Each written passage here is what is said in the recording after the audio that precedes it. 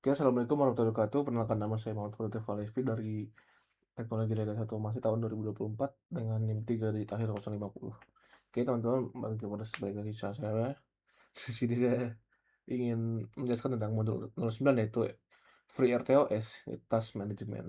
Oke, teman-teman, kita akan bahas. Oke. Oke, yang pertama, mengapa kita memerlukan RTOS? Pertama, multitasking tentunya, menjalankan beberapa tugas secara independen tanpa memblokir siklus eksekusi utama atau super loop. Lalu real time, nah ini memberikan jaminan determinisme waktu eksekusi untuk tugas yang kritis atau timing critical task. Lalu efisien. Efisien ini manajemen sumber daya memori dan CPU yang lebih optimal melalui penjadwalan cerdas. Konsep dasar tasnya ini, apa itu tas? Tas adalah program atau independen kecil yang berjalan di dalam aplikasi utama. Tiap tas memiliki job spesifik seperti membaca sensor atau kontrol LED. Kunci utama tas adalah memiliki infinite loop dan mekanisme yielding seperti Vitas delay agar tidak memonopoli CPU secara permanen. Nah, siklus hidupnya, tas stage-nya. Transisi status tas, setiap tas bergerak dalam siklus hidup yang dikelola oleh scheduler, yaitu running, sedang dieksekusi CPU, ready, siap jalan menunggu giliran, block menunggu event atau delay, suspend, di pause start hingga dilanjutkan. Lalu bare metal versus RTOS. Nah, analisis determinis ini RTOS secara signifikan mengurangi jitter pada tugas-tugas kritis dibanding super loop tradisional. Bisa lihat sini di bare metalnya jitter ini 85 milisecond, high jitter termasuknya high jitter karena 85 milisecond. Lalu sini ada free RTOS itu pada 15 milisecond atau low jitter. Lalu ada mekanisme penjadwalan di mana preemptive tas dengan prioritas tertinggi selalu diizinkan membajak CPU dari tas prioritas yang lebih rendah. Lalu di sini ada time slicing, tas dengan prioritas yang sama berbagi waktu CPU secara adil atau sama-sama bekerja dulunya. Lalu sini ada context switch, proses dan penyimpanan dan memulihkan status tas secara cepat agar multitasking secara mulus. Nah, manajemen memori tas, stack, dinamika RAM tas. Ini setiap tas membutuhkan stack sendiri untuk menyimpan variabel lokal. Alokasi yang tidak tepat dapat menyebabkan stack overflow. Stack depth ditentukan saat pembuatan tas. Heap atau heap itu sumber memori dinamis untuk OS. Lalu ada watermark digunakan untuk memantau sisa stack terkecil yang tersedia. Nah, ini implementasi platformnya. Strategi eksekusi pada STM32 dan juga ESP32. Nah, untuk implementasi dari STM32 ini, ada arsitektur single core, yaitu pada STM32F103 atau Bluepill. Free RTOS ini berjalan pada satu inti. Penjadwalan dilakukan secara murni melalui konteks switching. Sistem ticknya biasanya 1000 Hz atau 1 milisecond, sangat ideal untuk kontrol motor dan pemrosesan sensor. Membutuhkan manajemen prioritas yang sangat disiplin dan sederhana. Lalu, implementasi pada ESP32. Nah, di sini arsitekturnya dual core, yaitu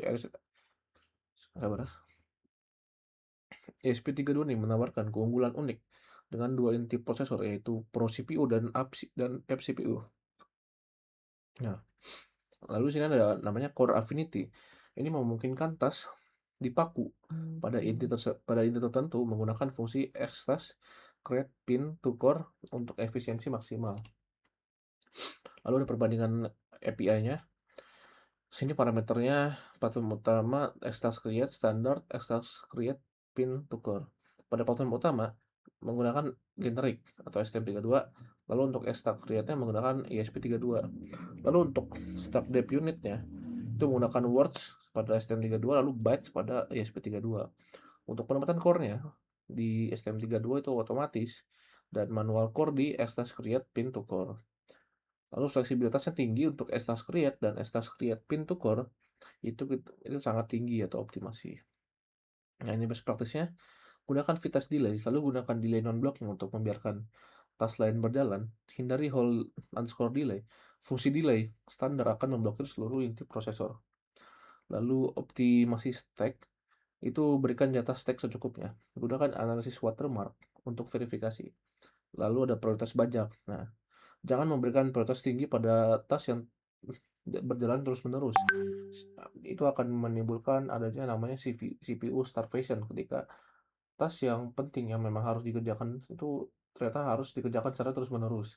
Nah, itu bisa membuat CPU bekerja secara terus-menerus, teman-teman. Lalu ini aplikasi praktis, ini tas A kontrol I/O itu mengelola indikator status aktuator secara periodik.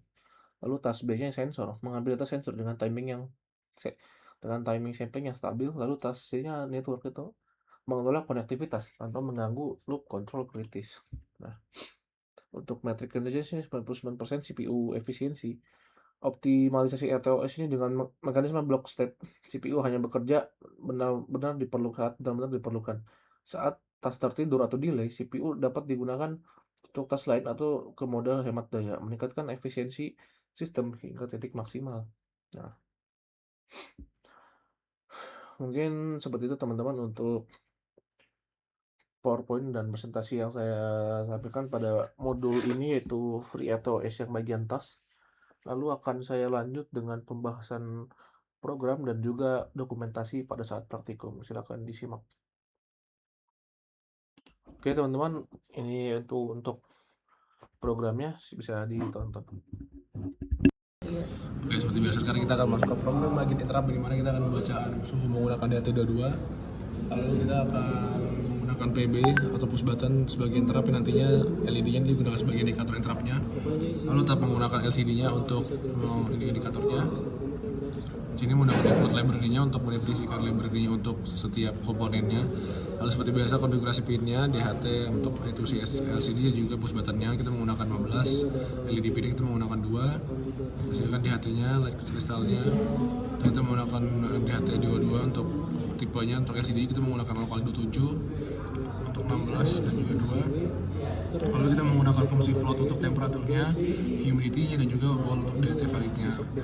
Ini buat button ICR-nya menggunakan fungsi if, nanti akan menggunakan fungsi debounce, interrupt flag. Lalu di sini kita menggunakan fungsi-fungsi untuk mendisplaykan dari bagian LCD-nya seperti biasa, nanti untuk menentukan temperatur, menentukan humidity-nya, dan juga menentukan error atau enggaknya.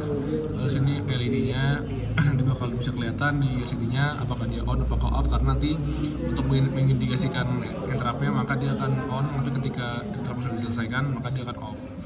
Nah, kalau misalkan nanti interrupt sebagainya itu akan diindikasikan sebagai normal. Ini untuk LCD interrupt display, nanti ketika di interrupt maka akan display kayak program interrupt seperti itu.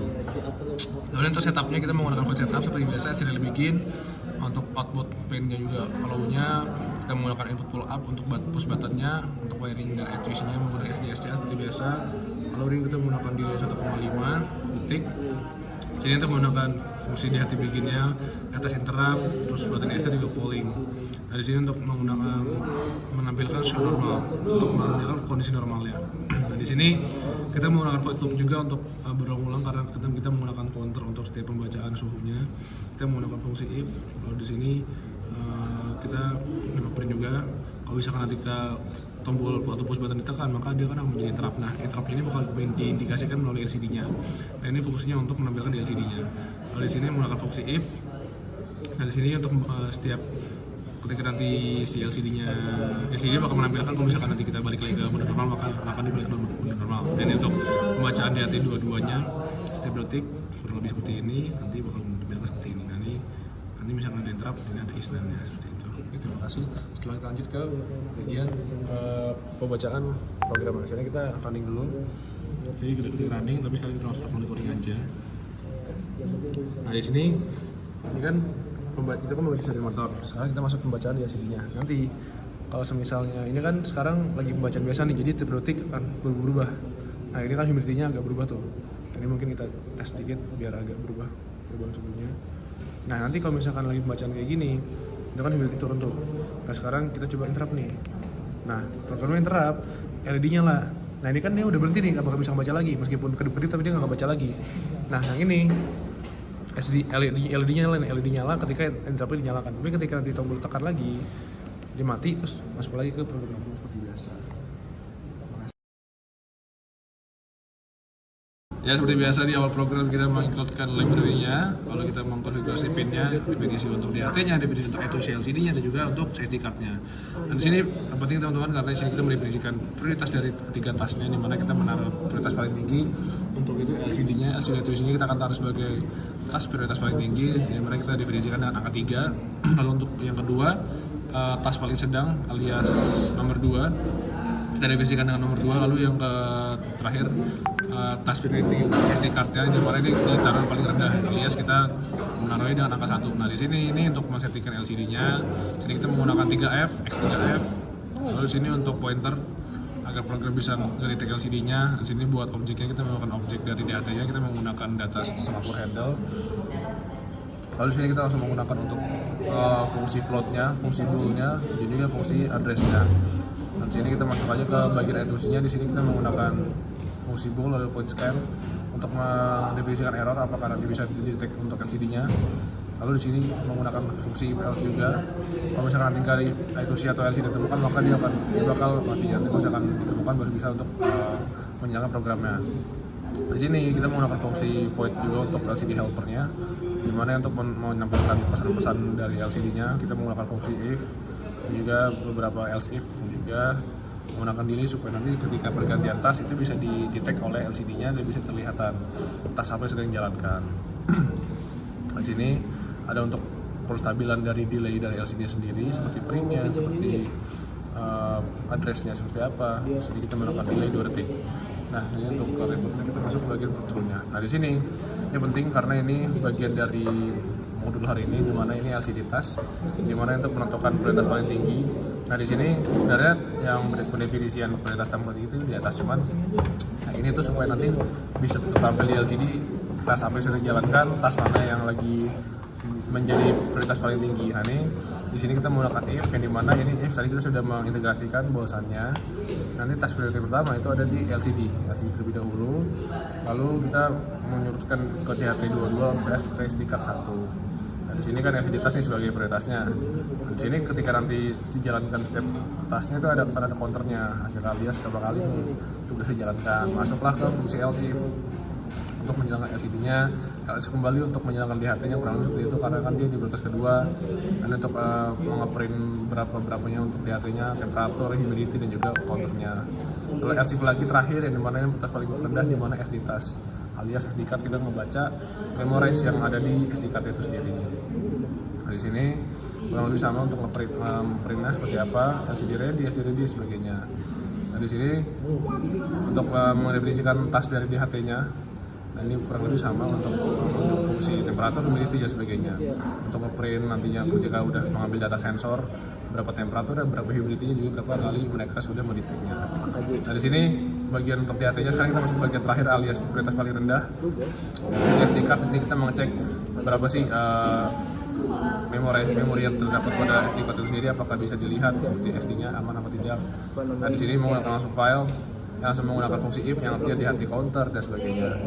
Di sini terakhir setup, kita menggunakan fungsi setup alias untuk memprint beberapa tas-tas dan ini bisa cuma hanya print juga. Terus kita menggunakan set clock begin dan juga delay, skill I2C. Di sini kita menggunakan fungsi if. Nah, di sini menggunakan fungsi Singapore take. Ini untuk mendefinisikan DHT-nya kembali. Terus ketika nanti program berjalankan maka akan mengambilkan LTE starting, print kreativitas dan sebagainya.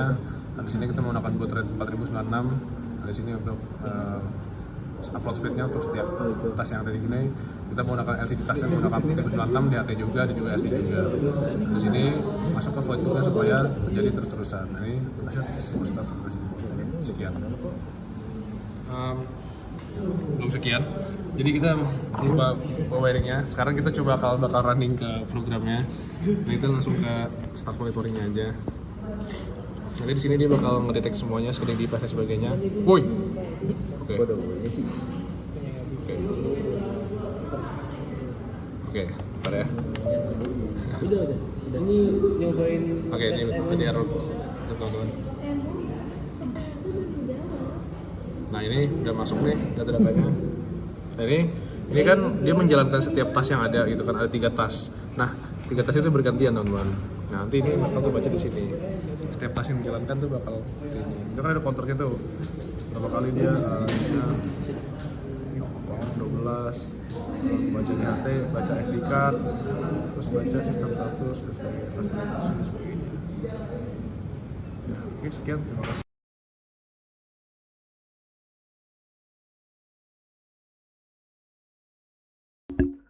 Oke, teman-teman, mungkin sekian cukup dari saya. Terima kasih.